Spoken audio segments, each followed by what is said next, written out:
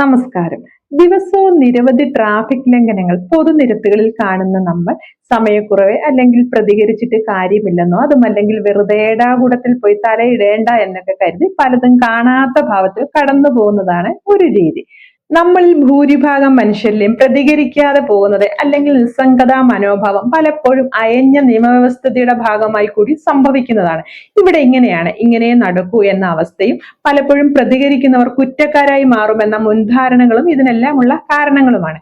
എന്നാൽ കോഴിക്കോട് എരഞ്ഞിപ്പാലം സ്വദേശിനിയായ പ്രഭാവതി അമ്മ അവർ പ്രായത്തിൻ്റെതായ പരിമിതികൾ ഉണ്ടെങ്കിലും ഇടപെടേണ്ട ആവശ്യഘട്ടത്തിൽ മടിച്ചു നിൽക്കാൻ തയ്യാറായതുമില്ല. ഫുട്പാത്തിലൂടെ വാഹനം ഓടിച്ചു വന്ന ഒരു സ്കൂട്ടർ യാത്രക്കാരനെ തടയുകയും അയാൾക്ക് അനുവദിക്കപ്പെട്ടിട്ടുള്ള റോഡിലേക്ക് ഇറക്കുന്ന തരത്തിൽ ശക്തമായി പ്രതികരിക്കുകയും ചെയ്തു എന്നതെല്ലാം ദൃശ്യങ്ങൾ കൂടി നമ്മൾ കണ്ടതുമാണ്. ഉത്തരവാദിത്വ ബോധമുള്ള ഒരു പൗരൻ ചെയ്യേണ്ട കാര്യമാണ് അവർ ചെയ്തതൊക്കെ. ഈ സംഭവം നടന്നതിന്റെ തൊട്ടടുത്ത ദിവസം സമാനമായ ട്രാഫിക് നിയമ ലംഘനം നടന്നപ്പോഴും ഇടപെടുകയും ഫുട്പാത്തിലൂടെയുള്ള വാഹന സഞ്ചാരം തടയുകയും ചെയ്യുന്ന പ്രഭാവതി അമ്മയാണ് വാർത്തകളിലൊക്കെ നമ്മൾ കണ്ടതും. രാഷ്ട്രീയ പ്രവർത്തന പരിചയം, പൗരബോധം, പൊതുകാര്യങ്ങളെ പറ്റിയുള്ള അറിവ് എന്നതിനൊപ്പം ധൈര്യവും നിലപാടുമുള്ള ആളാണ് പ്രഭാവതി അമ്മ എന്നും അവരെ പറ്റി വരുന്ന വാർത്തകളിൽ നിന്നൊക്കെ നമുക്ക് മനസ്സിലാക്കാനായി കഴിയുന്നുണ്ട്. അതിനാൽ തന്നെ ഒരു ദിവസം ചെയ്ത ഒരു നല്ല പ്രവൃത്തിയുടെ ഫലം തൊട്ടടുത്ത ദിവസം നിയമലംഘനത്തിന് തടയിടുന്നതിന് കാരണമായോ എന്നത് അവർ ശ്രദ്ധിച്ചിട്ടുണ്ടാവണം. ഇത്ര വലിയ വാർത്തയായിട്ടും തൊട്ടടുത്ത ദിവസം തന്നെ ഇതേ സ്ഥലത്ത് തന്നെ ഫുട്പാത്തിലൂടെ വാഹനങ്ങൾ കടന്നു പോകുന്നു എന്ന കാര്യം മനസ്സിലാക്കിയതോടെ ആവാം ആവർത്തിച്ചുള്ള നിയമലംഘനത്തെ പ്രഭാവതി അമ്മ വീണ്ടും തടയാനെത്തിയതും. എന്നാൽ ആദ്യത്തെ ദിവസത്തെ സംഭവത്തിൽ അവരെ പിന്തുണച്ച് സാമൂഹിക മാധ്യമങ്ങളിൽ ഒരു വിഭാഗം അവരുടെ സ്വരം മാറ്റുന്നതായൊക്കെ നമുക്ക് കാണാനായി സാധിക്കും. ചെയ്തത് ഓക്കെ, ആവർത്തിച്ചത് ശരിയായില്ല, ഇവർക്ക് എന്തോ പ്രശ്നമുണ്ട് എന്നെല്ലാം പറഞ്ഞ് വരികയാണ് സോഷ്യൽ മീഡിയയിലെ ഒരു വിഭാഗം ആളുകൾ. ഫുട്പാത്തിലൂടെ സ്കൂട്ടർ ഓടിക്കുന്നത് തെറ്റാണെന്ന കാര്യം ഓർക്കാത്തവരാണ് പ്രഭാവതി അമ്മ എന്തിനാണ് ഈ വയസ്സുകാലത്ത് ഇതിനെല്ലാം പിന്നിൽ നടക്കുന്നത്, അതിന് ചുമതലപ്പെട്ടവർ ഇല്ലേ എന്നെല്ലാം ചോദിക്കുന്നതും. മനുഷ്യരുടെ പൊതു സ്വഭാവം ഇതൊക്കെ തന്നെയാണ്.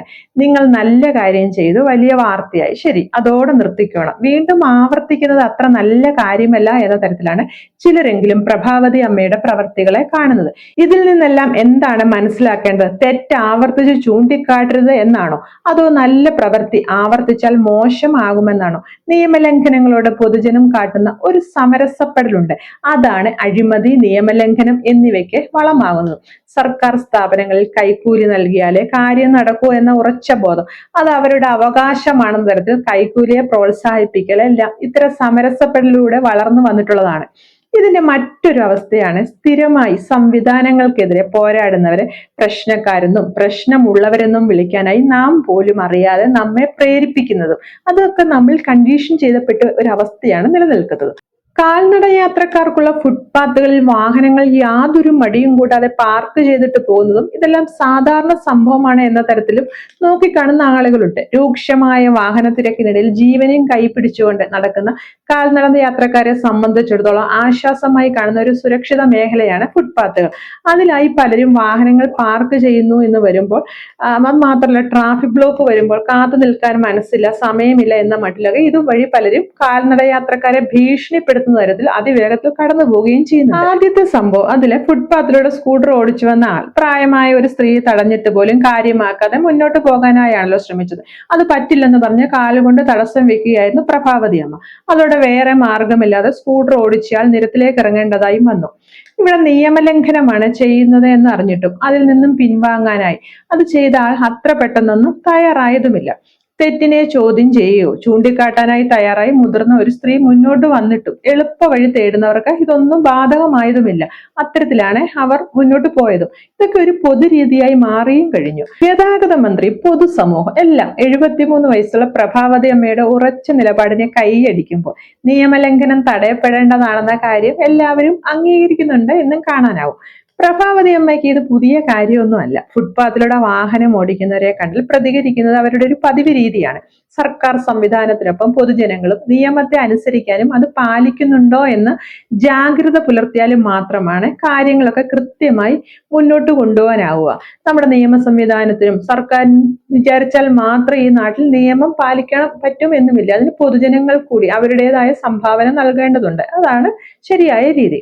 കടുത്ത നിയമലംഘനം ദിനം പ്രതി നമ്മുടെ തെരുവുകളിൽ നടന്നു വരുന്നുണ്ട്. സൈലൻസർ എടുത്തു മാറ്റി കാതടുപ്പിക്കുന്ന ശബ്ദത്തിൽ ഭയം വിതച്ചുകൊണ്ട് പോകുന്ന മോട്ടോർ ബൈക്കുകൾ, ഫുട്പാത്തിലെ പാർക്കിംഗ്, സീബ്ര ലൈനിൽ പോലും നിർത്താൻ പോയിട്ട് വേഗത കുറയ്ക്കാൻ പോലും തയ്യാറാകാത്ത വാഹനങ്ങൾ, ട്രാഫിക് നിയമം പാലിക്കാത്ത കാൽനട യാത്രക്കാരും, സ്റ്റോപ്പുകളിൽ യാത്രക്കാരെ ഇറങ്ങാൻ മതിയായ സമയം പോലും നൽകാതെ, ജീവന് പോലും വില നൽകാതെ മത്സരോട്ടം നടത്തുന്ന ബസ്സുകൾ, അന്തവും കുന്തവും ഇല്ലാതെ പായുന്ന ടിപ്പർ ലോറികൾ, ഇതെല്ലാം നമ്മുടെ ഗതാഗത സംവിധാനത്തിൽ തടയപ്പെടേണ്ട എന്നാൽ യാതൊരു മാറ്റവുമില്ലാതെ തുടരുന്ന കാര്യങ്ങളുമാണ്. ഗതാഗത നിയമത്തെ ഇത്രത്തോളം അപഹസിക്കുന്ന മനുഷ്യർ ഉണ്ടോ എന്ന് പോലും തോന്നിപ്പോവും ഇതൊക്കെ കാണുമ്പോൾ. സീബ്ര ലൈനുകളിൽ പോലും മിനിറ്റുകളോളം റോഡൊന്ന് മുറിച്ചു കടക്കാനായി കാത്തു നിൽക്കേണ്ടി വരുന്നു എന്നതാണ് കേരളത്തിലെ നഗരങ്ങളിലെ പോലും അവസ്ഥ.